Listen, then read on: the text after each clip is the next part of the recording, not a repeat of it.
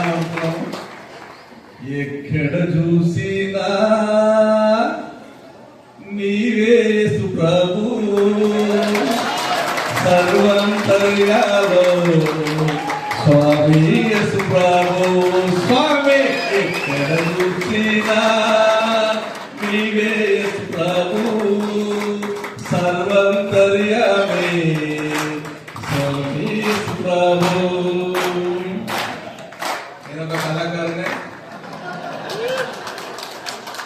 కాబట్టి నాకు యేసు ప్రభు అయినప్పుడు కూడా ఇద్దరు పాస్టర్లుగా మాట్లాడేటప్పుడు దైవం గురించి మాట్లాడేటప్పుడు వాళ్ళకు ఉన్నటువంటి కష్టాలు వాళ్ళ బాధలు ఎన్నో రకాలుగా ఇబ్బందులు ఉన్నప్పుడు చాలా మంది బీదవాళ్ళు ఉన్నారు పాస్టర్స్ లో.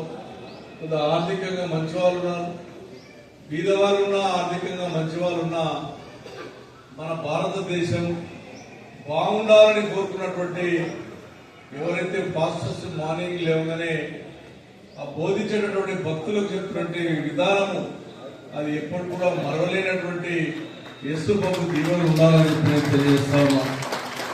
ఎందుకంటే యేసు ప్రభు అంటేనే 1924 అంటే ఏంటంటే 2024 అంటే ఏంటి? యేసు ప్రభు పుట్టిన నుంచే మనకు ఆ జ్ఞాపకం వస్తుంది ఆ డేట్. మరి ఏ దేవుడా కూడా సాధ్యమంత వరకు అది రాదు. నుంచే ఆయన ఏ కులానికి ఏ మతానికి ఏ జాతికి చెందినటువంటి యేసు ప్రభు కాదు.